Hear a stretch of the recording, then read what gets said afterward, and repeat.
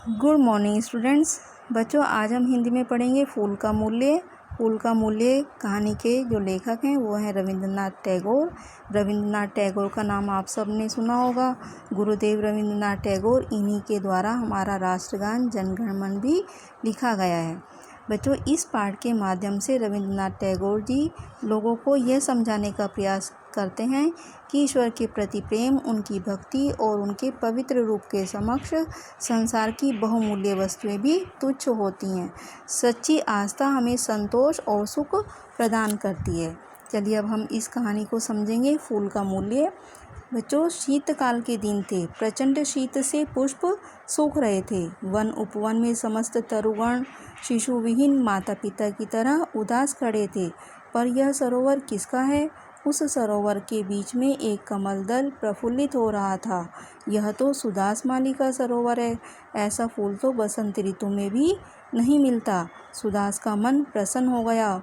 वह सोचने लगा कि यह फूल मैं राजा जी को प्रदान करूंगा। इस कमल फूल को पाकर राजा जी मुझे मुँह मांगा मूल्य प्रदान करेंगे। इतने में आकाश में कोयल कूक उठी। माली का मन गदगद हो गया कि यह मंगल चिन्ह है, अर्थात अच्छे शगुन हो रहे हैं। फूल लेकर सुदास माली राजमहल के सामने प्रतीक्षित नयनों से खड़ा रहा। वो प्रतीक्षा करता रहा। बस थोड़ी देर में राजा जी बुलाएंगे। इसी बीच राजपथ से एक पुरुष इधर आ निकला। फूल निहार कर वह सुदास माली के समीप गया और सुदास माली से पूछने लगा, फूल बेचना है? माली ने संक्षिप्त सा उत्तर देते हुए कहा, राजा जी के चरणों में प्रस्तुत करना चाहता हूँ। वह पुरुष बोला, मैं तो यह फूल राजाओं के भी राजा के श्री चरणों में चढ़ाना चाहता हूँ। भगवान तथागत पधारे हैं। इतने में मंगल वाद्य बज उठे, शहनाइयाँ गूंज उठी। मंगल गीत गाता हुआ युवती दल उधर ही चला आ रहा था। राजा प्रसेनजित भी नंगे पांव चलते हुए भगवान बुद्ध के दर्शन के लिए निकले। कमल का फूल निहार कर राजा प्रसन्न हुआ। राजा जी ने पूछा, सुदास, फूल का क्या मूल्य लेगा? सुदास बोला, फूल तो इन सज्जन ने ले लिया है। सुदास ने कहा, 1 अशर्फी की कीमत पर। राजा बोला, मैं इस फूल की कीमत 10 अशर्फियाँ देता हूँ। राजा को माथा नवाकर सज्जन बोला, मेरी ओर से 20 अशर्फियाँ। राजा जी का हृदय विषण्णता से, दुख से भर गया। इतने में वह सज्जन बोला, महाराज, आज आप और मैं महात्मा बुद्ध के दर्शन के लिए निकले हैं। इस फूल के लिए आज आप और मैं राजा और प्रजा के रूप में नहीं, बल्कि 2 भक्तों के रूप में उपस्थित हैं। राजा ने कहा, हे भक्तजन, मैं राजी हूँ। प्रसन्नतापूर्वक मांग प्रस्तुत करो। तुमने 20 अशर्फियाँ कही हैं तो मेरी 40।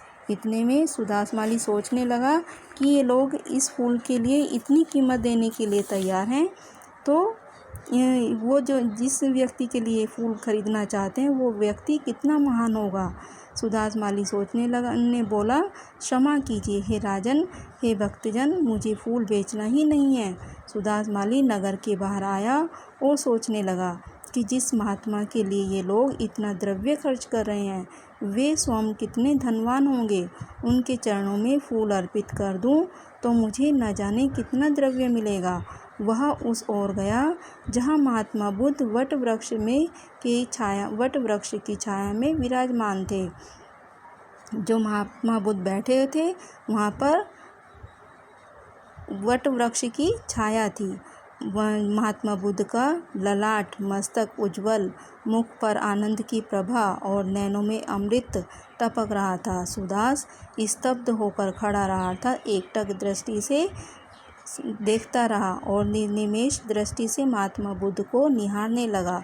निर्निमेष मतलब एकटक दृष्टि से महात्मा बुद्ध को देखने लगा। सुदास ने उस परम तपस्वी के चरणों में कमल का फूल चढ़ा दिया। कमल की पंखुड़ियाँ मानो हिल मिलकर हंस उठी हों। सुदास के सगुन सफल हो गए। मधुर स्वर में महात्मा बुद्ध ने सुदास से प्रश्न किया, हे वत्स, कुछ चाहिए? माली गदगद स्वर से बोला, और कुछ भी नहीं, आपके चरण रज की एकमात्र कणिका। बच्चों, इतनी कहानी को आप अच्छे से पढ़ेंगे और समझेंगे। Thank you.